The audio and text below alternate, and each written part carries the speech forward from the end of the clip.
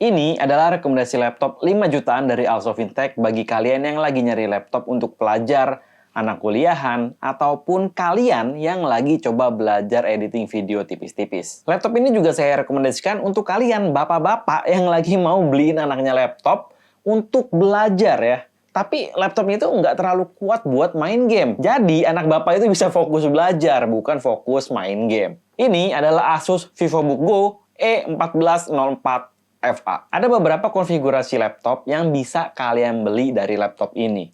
Yang mana perbedaannya ada di storage dan juga warnanya. Prosesornya sama-sama menggunakan AMD Ryzen 3 7320U, GPU-nya AMD Radeon 610M, RAM-nya 8GB LPDDR5 yang tidak bisa di-upgrade. Layarnya 14 inci, resolusinya Full HD 1080p, aspek rasionya 16:9 dengan 60Hz refresh rate. Tapi ini panelnya TN, jadi ya jangan terlalu berharap banyak, ini panelnya bakalan bagus banget gitu.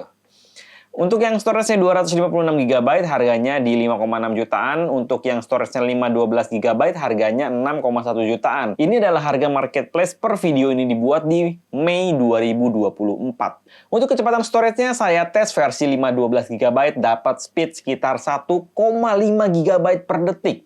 Sudah cukup cepat ya, mengingat ini adalah laptop budget, paling enggak dia udah pakai NVMe SSD, bukan SSD yang kecepatannya 500 Mbps, atau bisa dibilang SSD SATA yang udah ketinggalan zaman. Walaupun itu sebenarnya ngebut juga sih. Di setiap pembeliannya sudah termasuk Windows 11 Home, dan juga bonus Microsoft Office Home dan Student, jadi kalian nggak usah beli lagi terpisah, dimana biasanya harganya udah sampai 1 jutaan. Dan menariknya lagi, Asus juga ngeluarin laptop dengan spesifikasi sejenis, namun layarnya 15 inci OLED yang mana dijual di rentang harga 6 dan juga 7 jutaan.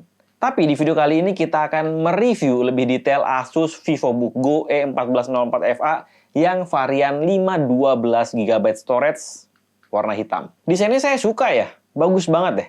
Asus itu punya bahasa desain, apalagi di bagian belakang layar yang di sebelah kanan itu ada logo Asus VivoBook yang memberikan feel yang sangat eksklusif. Laptopnya cukup tipis dan beratnya cuma 1,38 kg. Enak kalau dibawa-bawa gitu, pas dipegang juga rasanya solid banget gitu. Nggak kerasa ini laptop harganya cuma 5 jutaan. Bahkan saya yang biasa kerja pakai HP EliteBook ataupun Dell Latitude ya, 7000 series. Yang mana ini adalah laptop enterprise seri premium, feel pas dibawanya, laptop ini nggak kalah dengan laptop premium. Walaupun casing keseluruhannya itu plastik, tapi kualitas material plastiknya itu bagus. Bahkan sekilas terlihat kalau ini tuh dipegang itu kayaknya ini besi apa plastik ya. Saking bagus plastiknya terutama di bagian belakang layar. Di bagian bawahnya juga ada karet-karet yang cukup tebal ya. Jadi kalau kalian taruh di meja, laptopnya nggak gampang kabur-kabur ya. Ini adalah salah satu detail yang cukup penting karena ada beberapa laptop yang nggak terlalu besar kontak poinnya. Jadi kalau kita taruh di meja yang agak licin, dia gampang pergi-pergi gitu. Tapi Asus ini cukup bagus ya, sehingga overall experience saat pakai laptopnya itu sangat baik. Desain chargernya ini model yang saya suka ya. Ini kayak punyanya MacBook. Dia chargernya ada di tempat-tempat kita nyolokin, bukan yang di tengah-tengah kabel. Yang mana menurut saya sih ini lebih convenient saja desainnya. Chargernya juga kecil ya, namun sayang sih dia masih pakai colokan yang bulat ya. Jadi masih sistemnya jadul gitu. Belum pakai Type-C buat ngecas. Tapi ya nggak apa-apa lah ya, mengingat ini kan laptop budget 5 jutaan gitu. Wajar aja kalau dia belum ada. Di sebelah kiri ada USB, info baterai, dan di sebelah kanan ada tempat charging yang bulat itu ya. Ada HDMI, ada USB Type-C yang cuma untuk data aja, nggak bisa buat ngecas, dan juga ada mikrofon combo jack. Kalau untuk masalah desain ya, biar meme ini aja sih yang berbicara gitu. It was perfect. Perfect. Everything, down to the last minute details.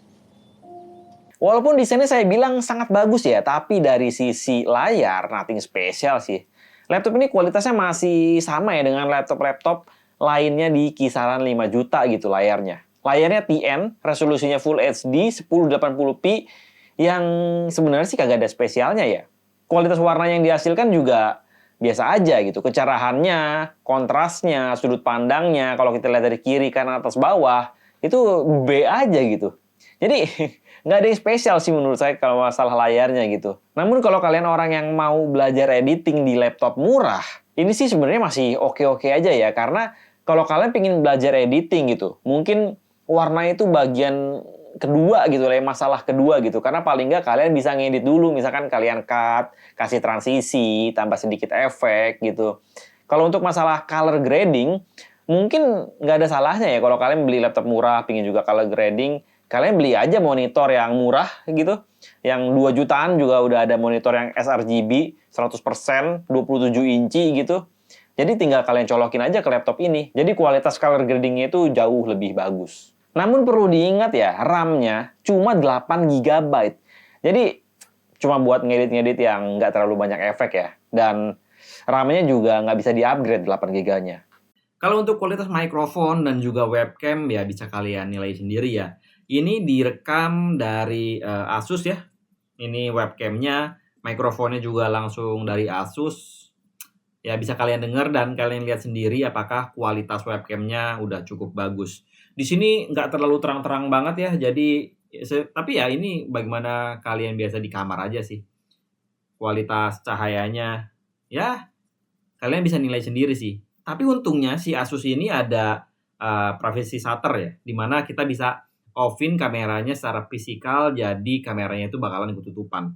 Menurut saya sih ini fitur yang cukup oke ya, apalagi kalian yang merasa parno gitu, karena dulu ada film yang katanya mikrofon atau si webcamnya itu bisa dihack gitu, jadi orang bisa ngelihat si webcam kita. Jadi kalian nggak perlu naro-naro lagi lakban gitu di atas monitor. Ini udah ada privacy shutternya, jadi udah cukup aman. Kalau untuk quality speakernya sih sebenarnya biasa aja ya.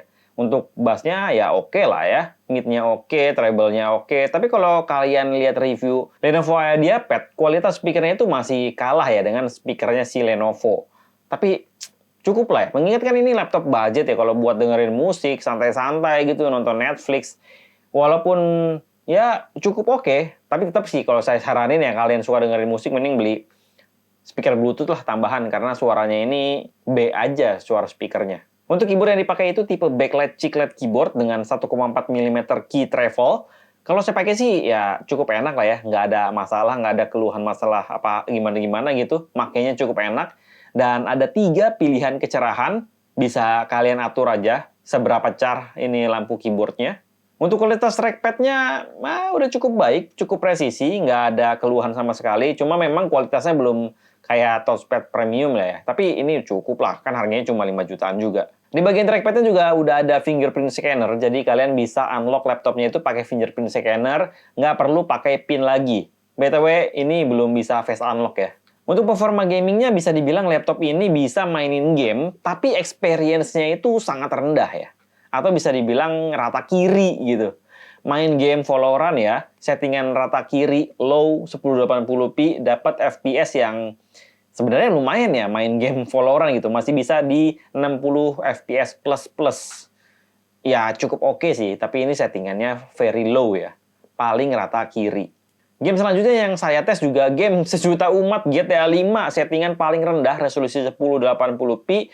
Settingan paling rendah itu di 25 sampai 35 FPS dapatnya. Ya walaupun kadang-kadang dia bisa sampai 40 FPS dan juga kadang-kadang dia turun ke 25 FPS. Ya kalau kalian pingin main game GTA 5 sebenarnya bisa aja sih, tapi experience bermainnya itu nggak imersif gitu, sangat minimum. Saya juga tes juga ya main game Dota gitu, resolusinya Full HD, settingan paling low bisa jalan di 30 plus FPS ya. Sebenarnya cukup stabil di 40 sampai 60 FPS. Ya lumayan lah ya bisa main Dota asik gitu bareng teman-teman kalian. Tapi ingat ya, ini settingan paling low dan di saat tertentu itu bisa sampai 30-an FPS. Jadi fluktuasinya itu cukup besar ya antara high FPS dan juga low FPS-nya gitu. Jadi experience bermainnya mungkin sangat bervariasi gitu. Dan kalau kalian punya laptop kayak gini ya, yang paling paten itu ya main game kayak Stardew Valley aja gitu. Bisa dapat 60 FPS stabil, nggak pakai drop-dropan FPS-nya. Ya ini game 2 dimensi sih ya, tapi kan game bagus itu nggak selalu melulu harus 3 dimensi triple A, quadruple A gitu ya, gambarnya wah gitu. Nggak perlu juga gitu, karena menurut saya sih ini salah satu game recommended 2 dimensi dan ringan gitu. Game-game kayak ginilah yang cocok untuk si laptop Asus kayak begini. Selama pengesahan berlangsung, itu saya selalu laptopnya dalam keadaan kecas, dan selama pengujian, di sini tertulis bahwa suhunya tidak lebih dari 80,3 derajat Celcius, di mana mengindikasikan cooling performance-nya itu cukup baik di laptop Asus ini. Untuk baterainya dia 42 watt hour, adapternya 45 watt AC adapter, dan kalau saya coba cas, sekitar 1,5 jam itu kurang lebih dari 10% sampai sekitar 90-an%. Saya juga tes browsing ya, bisa sampai 6 jam lebih, dan menurut saya sih udah cukup ya untuk laptop yang harganya cuma 5 jutaan. Jadi kesimpulannya, walaupun laptop ini harganya minimum ya, tapi sudah bisa memenuhi kebutuhan untuk kalian yang misalkan cuma buka Microsoft Word, Excel, buka Google Chrome gitu, tabnya beberapa banyak gitu ya. Itu sudah sangat cukup gitu. Plus misalkan kalian juga main game kayak Dota, Valorant, atau main game GTA 5 di settingan paling mentok kiri gitu atau paling rendah. Tapi ya cuma 30 FPS gitu. Saya juga coba tes ya editing pakai laptop ini, pakai CapCut ngeditnya masih cukup lancar di editing ringan gitu ya. Nggak terlalu banyak efek. Tapi sayangnya saya nggak ngerekam aja gitu. Jadi saya nggak bisa nunjukin kalian gimana rasanya gitu. Tapi paling nggak kurang lebih sama experience-nya sama video yang kita pernah buat beberapa hari yang lalu. Dimana saya coba ngedit pakai laptop yang speknya kurang lebih sama kayak begini. Bahkan dia bisa ngedit 4K, tapi ngeditnya cuma cut-cut doang sama ngasih transisi ya, nggak ada efek yang gimana-gimana. Jadi laptop ini sangat saya rekomendasikan bagi kalian yang lagi nyari laptop untuk kebutuhan sehari-hari, dan juga untuk kamu, bapak-bapak yang mau beliin anaknya laptop, tapi laptopnya itu diutamakan untuk belajar gitu, bukan untuk main game ya. Karena bisa dibilang untuk main game, laptopnya itu nggak terlalu kuat gitu. Jadi anaknya itu bisa lebih fokus belajar dibandingkan main game. Kan beli laptopnya untuk belajar gitu, buat main game gitu. Ya bisa main game tapi nggak optimal aja gitu. Biar anaknya misalkan semangat gitu, Pak beliin laptop yang lebih bagus dong Pak, laptop gaming. Nah kalian beli laptop ini dulu, suruh belajar nilainya bagus, baru dibeliin laptop yang bagus. Kali gitu ya. Kalau kalian udah punya laptop ini dan kalian mau punya pendapat gitu, mungkin pendapat kalian beda dengan saya, ya nggak apa-apa. Boleh banget kalian ngasih pendapat kalian di kolom komentar. Itu dulu untuk video kali ini. Saya Alvin dari Alsofintech, kita ketemu lagi di video lainnya. Dah.